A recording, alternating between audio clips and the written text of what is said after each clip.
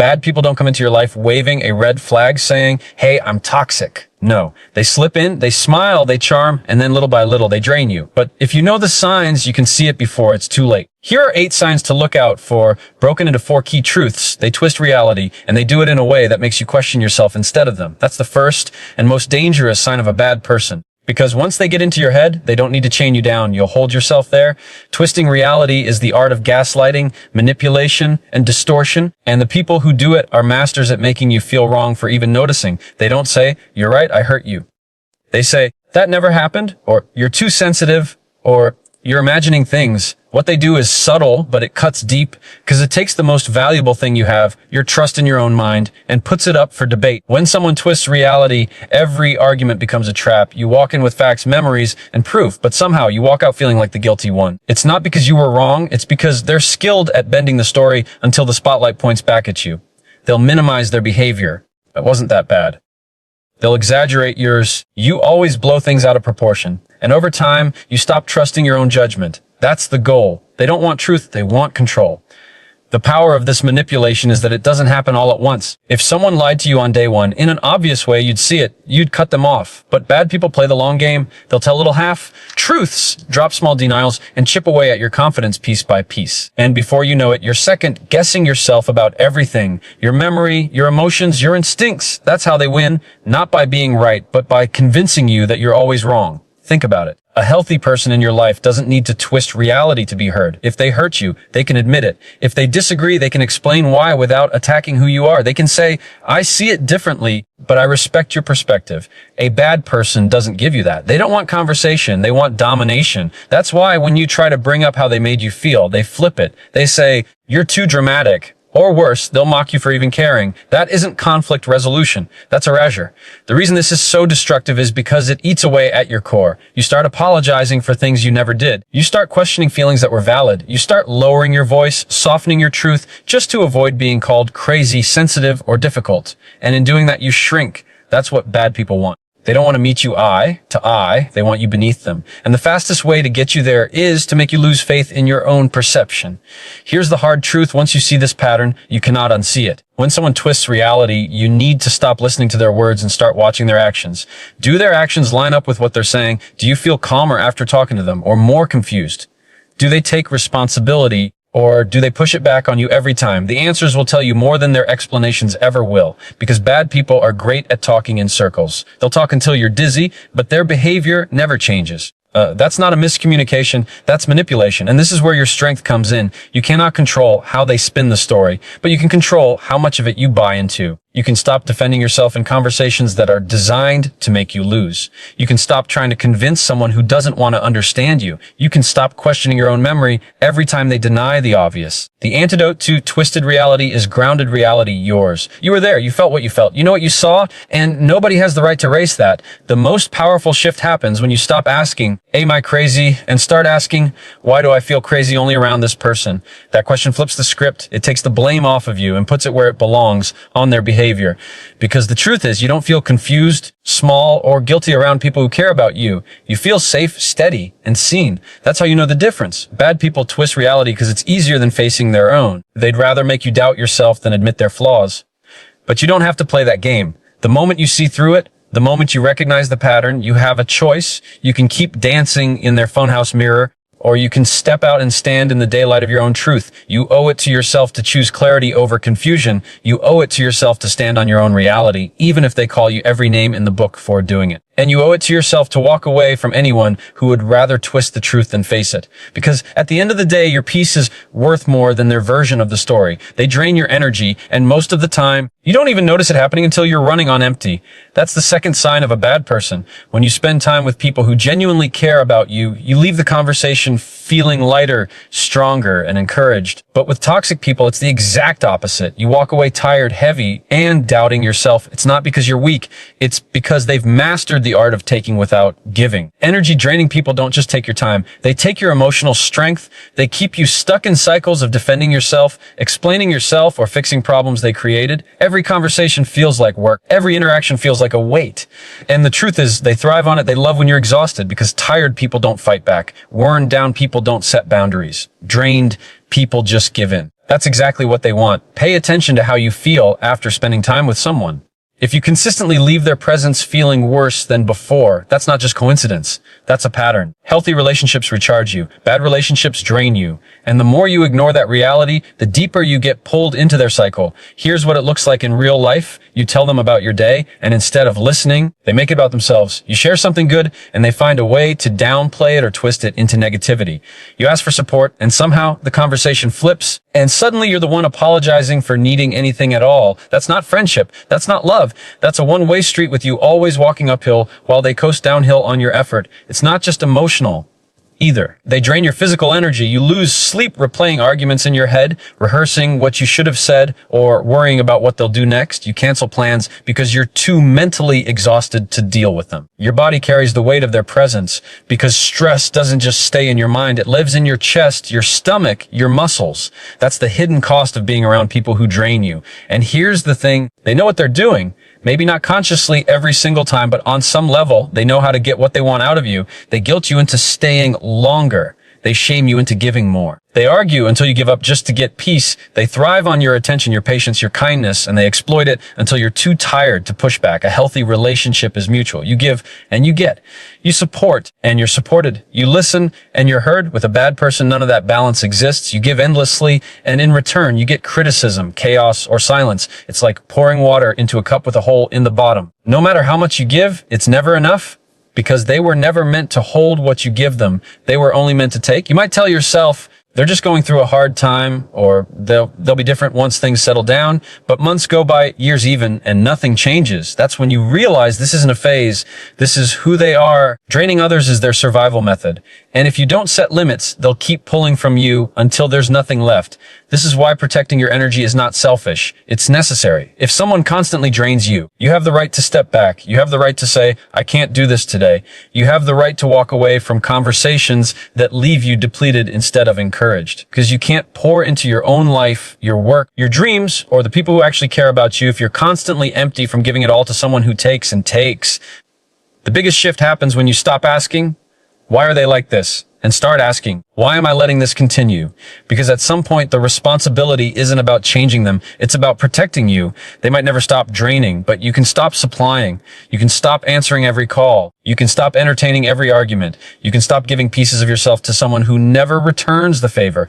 And here's the truth you need to hold on to: people who love you don't leave you drained. They don't make you dread conversations. They don't make you feel small, heavy, or powerless. They add to your life. They encourage your growth. They celebrate your wins. If the opposite is happening, then it's not you. It's them. And you have every right to say no more, because at the end of the day, your energy is your life. How you spend it determines what kind of life you get to live. Don't let someone siphon it away with constant negativity, manipulation, or selfishness. Protect your peace like it's the most valuable thing you own, because it is. You can't replace it. You can't buy it back. Once it's gone, it's gone. So stop giving your energy to people who only know how to drain it. Save it for those who know how to pour back into you. Save it for the work that fulfills you, the passions that light you up, the relationships that lift you higher. Stop apologizing for walking away from those who exhaust you, and start unapologetically choosing the people and places that energize you. Because when you protect your energy, you protect your life. And you deserve a life that feels full, not empty. They disrespect boundaries, and that's one of the clearest signs that you're dealing with someone who doesn't value you the way they should. Boundaries are not walls to keep people out. They're doors that show people how to come in. They're lines that protect your peace, your time, your energy, and your identity. Good people see those lines, and even if they don't fully understand them, they respect them. Bad people, on the other hand, see boundaries as a challenge. They don't think, how can I respect this? They think, how can I push this? When someone disrespects your boundaries, they're really saying one thing: my needs matter more than yours. That's the heart of it. You tell them no, and they push anyway. You tell them you're busy, and they demand your time. You tell them this topic is off limits, and they bring it up again. Not about miscommunication. It's about disregard. They hear you, but they choose not to honor what you said. And when someone repeatedly ignores your boundaries, that's not a mistake. That's a pattern. The most dangerous part about boundary disrespect is how it erodes your confidence over time.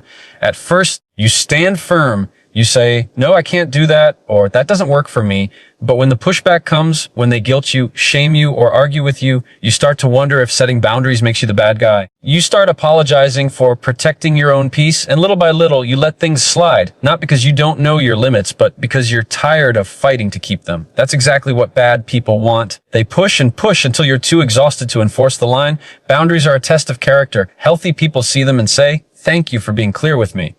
Unhealthy people see them and say, how dare you tell me no? That reaction tells you everything you need to know. Someone who loves and respects you will also respect your boundaries. Someone who only loves what you give them will see your boundaries as a threat, because boundaries reveal the truth. They don't own you. They don't get unlimited access to you. And for people who thrive on control, that's unacceptable. Think about how it plays out. Maybe you tell a friend, I can't talk right now. I need rest. And they still call you 3 more times. Maybe you tell a partner, that joke hurts me. Please stop. And they keep saying it anyway. Maybe you tell a family member, I can't lend you money anymore, and they show up at your door with another request. These are not accidents. These are choices. And every time they ignore the boundary, they're teaching you something about how little they respect your voice.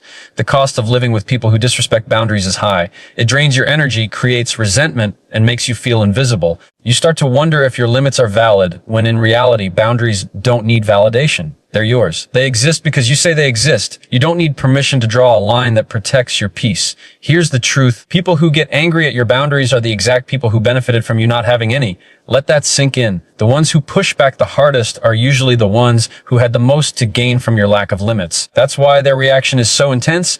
It exposes how much they were taking from you. And when you finally stop letting them, they show their true colors. But this is where your power lies. You don't have to argue with someone about your boundaries. You don't have to over-explain or justify them.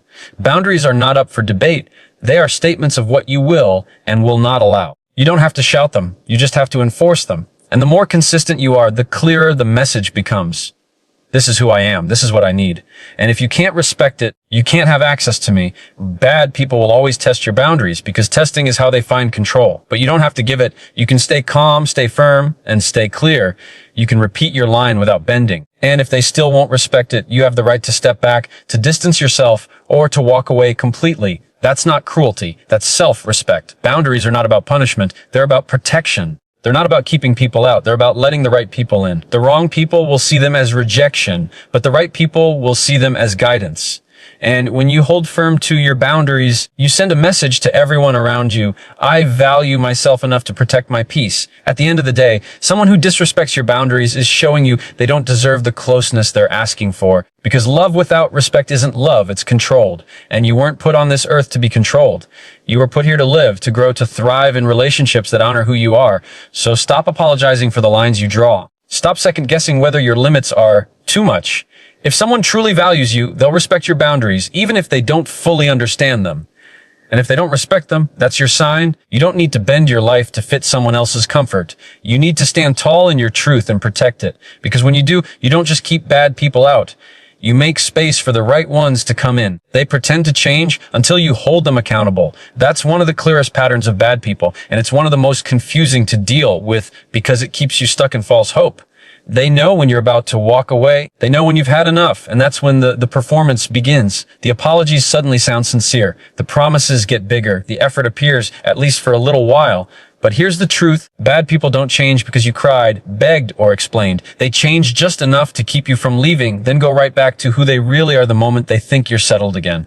Real change is consistent. Real change is proven in actions, not words. But bad people use change like a mask. They put it on when they need to and take it off as soon as you let your guard down. They'll say, I'll never do it again. And for a week, maybe 2, they act different. But then slowly the old behavior creeps back in. And when you call them out, they deflect, they excuse, or they flip the blame onto you. That's not growth. That's manipulation dressed up as progress. The reason this trick works is because you want to believe them. You're not foolish. You're hopeful. You want the best in them to come forward. You want the relationship, the friendship, the family tie to actually be what it should be. So when they promise change, you give them another chance and another and another. But every time the cycle repeats, bad action, fake apology, temporary good behavior, relax. And each time it happens, you feel more drained, more defeated, more convinced that maybe this is all you'll ever get. Accountability is where their act falls apart because accountability requires consistency. Accountability means you don't just say sorry. You prove it day after day in ways that can be seen and felt. It means doing the work even when no one is watching.